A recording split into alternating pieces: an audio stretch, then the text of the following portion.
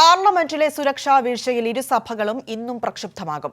ഇരുസഭകളിലും പ്രതിപക്ഷം അടിയന്തര പ്രമേയ നോട്ടീസ് നൽകും. അതേസമയം പിടിയിലായ പ്രതികളുടെ മേൽ UAPA ചുമത്തി. കേന്ദ്ര സർക്കാരിന്റെ നയങ്ങൾക്കെതിരെയുള്ള പ്രതിഷേധമാണ് നടത്തിയതെന്ന് പ്രതികളുടെ വെളിപ്പെടുത്തൽ. വിവരങ്ങളുമായി ദില്ലിയിൽ നിന്നും PJ അരുൺ ചേരുന്നുണ്ട്. അരുൺ, ഈ സംഭവവുമായി ബന്ധപ്പെട്ട് പ്രതിപക്ഷം എന്തായാലും പ്രതിഷേധം ശക്തമാക്കുമെന്നതിൽ സംശയമൊന്നുമില്ല. ഇന്നും പാർലമെന്റ് ഇരുസഭകളിലും അത് പ്രതിഫലിക്കുകയും ചെയ്യും. എന്താണ് ഈ സംഭവവുമായി ബന്ധപ്പെട്ട് പുറത്തുവരുന്ന പുതിയ വിവരങ്ങൾ? ഈ പ്രതികളെ സംബന്ധിച്ച് കൂടുതൽ വിവരങ്ങൾ പോലീസ് പറയുന്നുണ്ടോ? പ്രിയ, തീർച്ചയായും നമ്മളെല്ലാവരെയും ഞെട്ടിച്ച ഒരു സംഭവം തന്നെയായിരുന്നു ഇന്നലെ പാർലമെന്റിൽ അരങ്ങേറിയത്. MP മാരിരുന്ന സ്ഥലത്തേക്ക് രണ്ട് യുവാക്കൾ ചാടിയിറങ്ങി അക്രമം നടത്തുകയായിരുന്നു. അതുമായി ബന്ധപ്പെട്ട സംഭവ വികാസങ്ങളാണ് ഇപ്പോൾ നടന്നുകൊണ്ടിരിക്കുന്നത്. എന്തായാലും ഈ ഒരു വിഷയവുമായി ബന്ധപ്പെട്ട് വലിയ രീതിയിൽ ഇരുസഭകളിലും പ്രതിഷേധം രേഖപ്പെടുത്താൻ തന്നെയാണ് പ്രതിപക്ഷ കക്ഷികളുടെ കൂട്ടായ തീരുമാനം. ഇതുമായി ബന്ധപ്പെട്ട് 10:30 ഇന്ത്യ മുന്നണി യോഗം വിളിച്ചിട്ടുണ്ട്. അതിനു മുന്നോടിയായി രാഷ്ട്രപതിയെ കാണുമെന്ന് പ്രതിപക്ഷ കക്ഷി നേതാക്കൾ അറിയിച്ചിരുന്നെങ്കിലും അതിലൊരു സ്ഥിരീകരണം ഇതുവരെയും ഉണ്ടായിട്ടില്ല. എന്തായാലും 10:30 ഇന്ത്യ മുന്നണി യോഗം വിളിച്ചിട്ടുണ്ട്.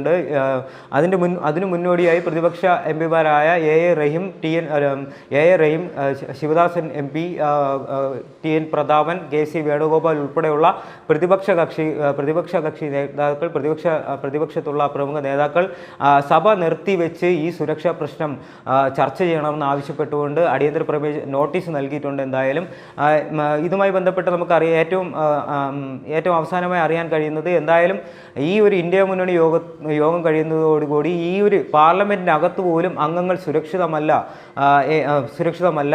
ഈ ഒരു രീതിയിൽ എങ്ങനെയാണ് BJP രാജ്യത്തിൻ്റെ സുരക്ഷയുമായി എങ്ങനെയാണ് ഇവർക്ക് വാദോരാതെ സംസാരിക്കാൻ കഴിയുക എന്നുള്ള കടുത്ത ആരോപണങ്ങളാണ് പ്രതിപക്ഷം ഉന്നയിക്കുന്നത്. എന്തായാലും ഇതുമായി ബന്ധപ്പെട്ട് ഏറ്റവും പ്രധാനപ്പെട്ടത് 10:30 ഇന്ത്യ മുന്നണി യോഗം നടക്കുന്നുണ്ട്. അതുമായി ബന്ധപ്പെട്ടുള്ള ഒരുക്കങ്ങളെല്ലാം പൂർത്തിയായിട്ടുണ്ട്. സഭ സമ്മേളിക്കുന്നതിന് മുന്നോടിയായി പ്രതിപക്ഷ MP മാരായ AA റഹീം, ശിവദാസൻ, TN പ്രതാപൻ, KC വേണുഗോപാൽ ഉൾപ്പെടെയുള്ളവരാണ് നോട്ടീസുമായി മുന്നോട്ട് വന്നിട്ടുള്ള. സഭ നിർത്തിവെച്ച് അത് ചർച്ച ചെയ്യണം. കേന്ദ്ര ആഭ്യന്തരമന്ത്രി അമിത്ഷാ ഇക്കാര്യത്തിൽ മറുപടി പറയണം എന്നുള്ള ആവശ്യങ്ങളാണ് ഉന്നയിച്ചിരിക്കുന്നത്.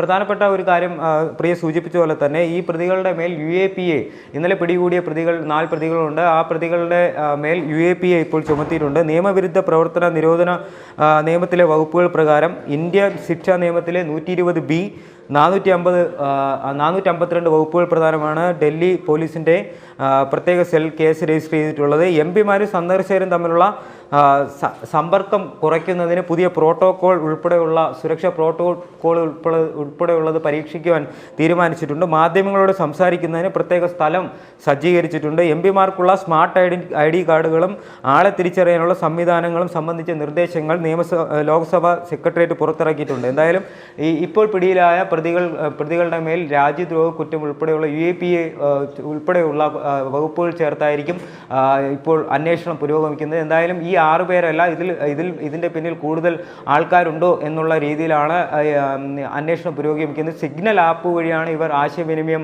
പുലർത്തിയിരുന്നത് എന്നാണ് അറിയാൻ കഴിയുന്നത്. ജൂലൈയിൽ തന്നെ ഇതിൻ്റെ പ്രധാനപ്പെട്ട ആൾ ഡൽഹിയിലെത്തി ലോക്സഭയുടെ പുറത്തു നിന്നും രംഗം വീക്ഷിച്ചതിന് ശേഷം ലക്നൌവിലേക്ക് തന്നെ മടങ്ങിപ്പോവുകയാണ് ചെയ്തത്. അതിനുശേഷം സിഗ്നൽ എന്ന് പറയുന്ന ആപ്പ് വഴിയായിരുന്നു ഈ സംഘാംഗങ്ങളുടെ ആശയവിനിമയം നടത്തിയിരുന്നത് എന്നുള്ള ഒരു വെളിപ്പെടുത്തലാണ് ഇപ്പോൾ ഡൽഹി പോലീസിൻ്റെ ഭാഗത്തു നിന്ന് വരുന്നത്. എന്തായാലും ഈ പ്രതികളുടെ മേൽ കടുത്ത വകുപ്പുകൾ തന്നെയാണ് ചുമത്തിയിരിക്കുന്നത്.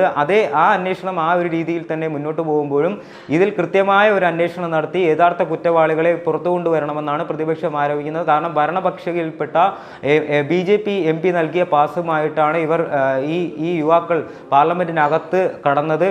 ഇത്രയും സുരക്ഷാ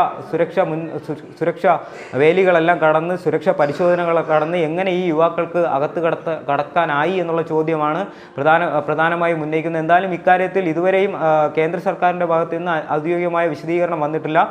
പ്രധാനമന്ത്രിയോ കേന്ദ്ര ആഭ്യന്തരമന്ത്രിയോ പ്രതിരോധ മന്ത്രിയോ ഇക്കാര്യത്തിൽ ഒരു മറുപടി പറഞ്ഞിട്ടില്ല. എന്തായാലും ജമ്മു കാശ്മീർ പുനഃസംഘടനാ ബില്ലുമായി ബന്ധപ്പെട്ട് രാജ്യസഭയിൽ കേന്ദ്ര ആഭ്യന്തരമന്ത്രി അമിത്ഷാ സംസാരിക്കുന്നുണ്ട്. എന്തായാലും ആ ഒരു വേളയിൽ ഇതുമായി ബന്ധപ്പെട്ട മറുപടിയുമായി പ്രതിപക്ഷ കക്ഷികൾ മുന്നോട്ടിറങ്ങും. എന്തായാലും ഇരുസഭകളിലും ഈ ഒരു സുരക്ഷാ പ്രശ്നം മുൻനിർത്തി വലിയ രീതിയിൽ പ്രതിഷേധം സംഘടിപ്പിക്കാൻ തന്നെയാണ് പ്രതിപക്ഷ കക്ഷികൾ തീരുമാനിച്ചിരിക്കുന്നത്. അരുൺ, ഈ പ്രതികളെ സംബന്ധിച്ചുള്ള കൂടുതൽ വിവരങ്ങൾ വന്നുകൊണ്ടേയിരിക്കുന്നു. ഇവരുടെ ആളുകളുടെ എണ്ണത്തിൽ വർധനമുണ്ടാകാനുള്ള സാധ്യതയുണ്ട് എന്നാണ് ഇപ്പോൾ മനസ്സിലാക്കാൻ കഴിയുന്നത്. മാത്രമല്ല, ഈ സംഭവം നടക്കുന്നതിന് മുൻപ് ഇന്ത്യ ഗേറ്റിന് മുൻപിൽ വെച്ച് ഇവർ കാണുകയും സംസാരിക്കുകയും ചെയ്തു എന്ന തരത്തിലൊക്കെയുള്ള റിപ്പോർട്ടുകളും വരുന്നുണ്ടല്ലോ.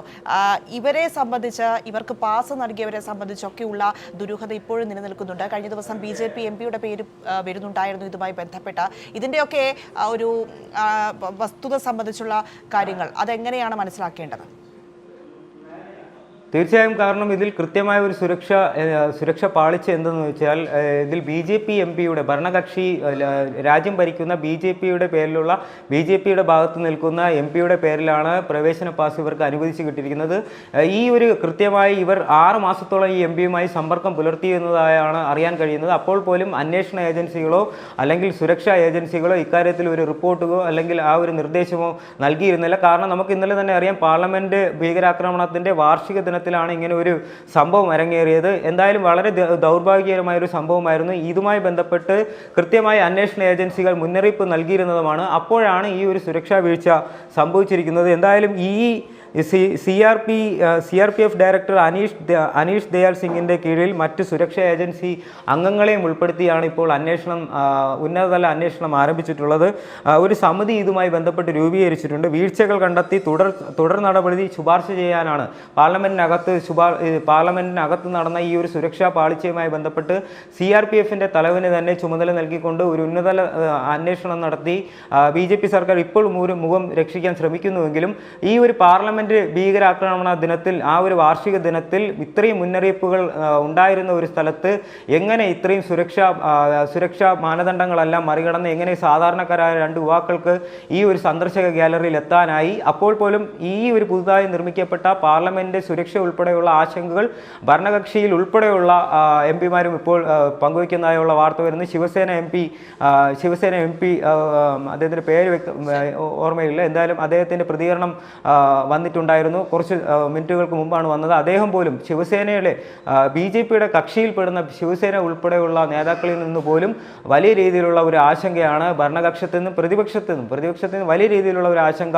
ഇക്കാര്യത്തിൽ രേഖപ്പെടുത്തുകയുണ്ടായി. കാരണം ഏറ്റവും പ്രധാനപ്പെട്ട ഒരു കാര്യമെന്ന് പറഞ്ഞാൽ, ഒരു ന്യൂനപക്ഷത്തിൽപ്പെട്ട, ഇന്നലെ ബിനോയ് വിശ്വം ഉൾപ്പെടെയുള്ളവർ ചൂണ്ടിക്കാട്ടിയ ഒരു വിഷയമുണ്ട്. ഒരു ന്യൂനപക്ഷ നാമധാരിയായ ഒരാളാണ് ഇങ്ങനെ ഒരു ആക്രമണം നടത്തിയില്ലെങ്കിൽ, അല്ലെങ്കിൽ പ്രതിപക്ഷത്തുള്ള ഒരാളാണ് ഈ ഒരു പാസ് നൽകിയിരുന്നെങ്കിൽ ഭരണകക്ഷിയായ BJP ഈ രാജ്യത്ത് എന്തെല്ലാം കോലാഹലങ്ങൾ സൃഷ്ടിക്കുമായിരുന്നു എന്നുള്ള ആശങ്ക ഉൾപ്പെടെയുള്ള, പക്ഷേ അപ്പോൾ പോലും ഒരു കൃത്യമായ ഒരു മറുപടി കേന്ദ്ര സർക്കാരിൻ്റെ ഭാഗത്ത് നിന്ന് ഇതുവരെയും വന്നിട്ടില്ല. എന്തായാലും ഈ ഒരു 11 മണിയോടുകൂടി സഭ സമ്മേളിക്കുമ്പോൾ ഇരു സഭകളിലും ഈ ഒരു വിഷയം വലിയ രീതിയിൽ ഉയർത്തിക്കൊണ്ടുവരാൻ തന്നെയാണ് പ്രതിപക്ഷ കക്ഷികൾ തീരുമാനിച്ചിരിക്കുന്നത്. പ്രിയ, ശരി. പാർലമെന്റിലെ സുരക്ഷാ വീഴ്ചയിൽ ഇരു സഭകളും ഇന്നും പ്രക്ഷുബ്ധമാകും. ഇരു സഭകളിലും പ്രതിപക്ഷം അടിയന്തര പ്രമേയ നോട്ടീസ് നൽകും.